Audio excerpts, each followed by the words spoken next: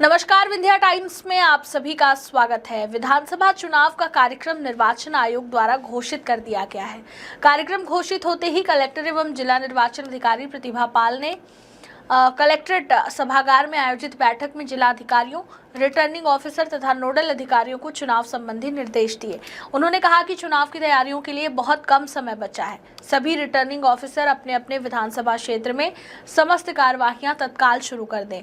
विधानसभा चुनाव के लिए रीवा जिले के 6 विधानसभाओं के नामांकन पत्र रीवा में तथा 2 विधानसभा क्षेत्रों के नामांकन पत्र मऊगंज में 21 अक्टूबर से दाखिल किए जाएंगे।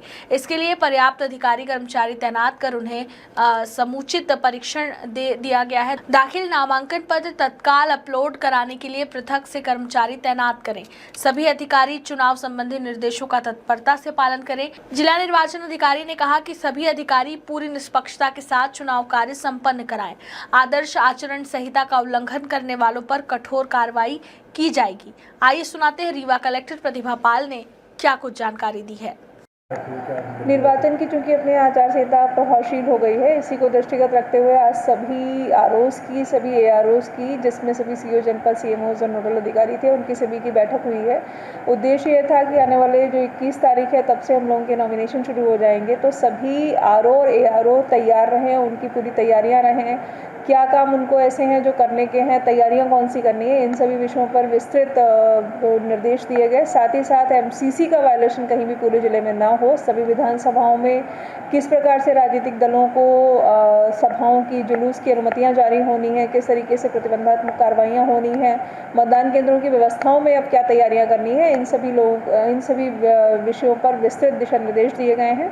साथ ही साथ जो नोडल अधिकारी बनाए गए हैं विभिन्न कार्यों के लिए, चाहे वो सामग्री का वितरण हो, चाहे ट्रेनिंग एक इम्पॉर्टेंट एस्पेक्ट है ट्रेनिंग का, इलेक्शन का, तो ट्रेनिंग के भी नोडल अधिकारी को ये निर्देश दिए गए हैं कि ट्रेनिंग का पूरा शेड्यूल जारी हो चुका है अपने यहाँ, तो उस अनुसार अब ट्रेनिंग शुरू हो जाए। ट्रेनिंग की क्वालिटी अच्छी रखी जाए, लोगों के हैंड्स ऑन रखे जाएँ, ताकि जो भी ट्रेनिंग हो रही है उनमें सभी जो इलेक्शन से जुड़े हुए अपने कर्मचारी हैं उन सभी को कम से कम ईवीएम का संचालन आता हो, ताकि मतदान के दिन जो ईवीएम में कभी कभी दिक्कतें आती हैं वैसा कहीं सामना हम लोगों को किसी मतदान केंद्र पर ना करना पड़े। तो इस तरीके से एक विस्तृत ओवरऑल समीक्षा, ओवरऑल दिशा निर्देश, आगामी 10 दिन की जो हम लोगों की कार्यप्रणाली क्या रहेगी, उसकी क्या रणनीति रहेगी, इसके लिए आज की बैठक बुलाई गई थी। और पोस्टर, बैनर वगैरह जो शहर में लगाए जा रहे हैं, संपत्ति विरूपण को लेकर भी लगातार सभी जगह कार्रवाइयाँ हो रही हैं, न सिर्फ नगरीय क्षेत्र में बल्कि ग्रामीण क्षेत्र में भी। सीओ जनपद, सभी नगर पंचायतों में सीएमओज़ और नगर निगम रीवा के अंतर्गत कमिश्नर नगर निगम को ये निर्देश दिए गए हैं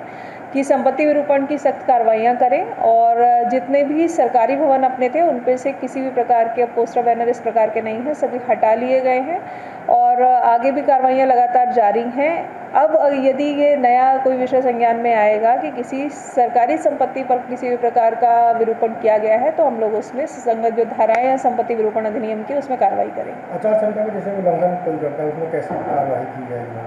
एमसीसी का जो मॉडल कोड ऑफ कंडक्ट है उसके संबंध में धारा 144 का आदेश जारी किया गया है, और उसमें विस्तृत रूप से निर्देश दिए गए हैं कि कौन सी चीज़ें ऐसी हैं जो एमसीसी के वायलेशन की श्रेणी में आती हैं, और सभी को दिशा निर्देश भी ये दिए गए हैं कि इस तरीके का कोई भी काम ना करें जिससे कि आचार संहिता का उल्लंघन हो, जिसमें सभी जो राजनीतिक दल हैं उनकी भी स्टैंडिंग कमेटी में बैठक के दौरान सभी को ये निर्देश दिए गए हैं, सभी को ये सूचना भी दी गई है कि उनको कौन से काम नहीं करने हैं।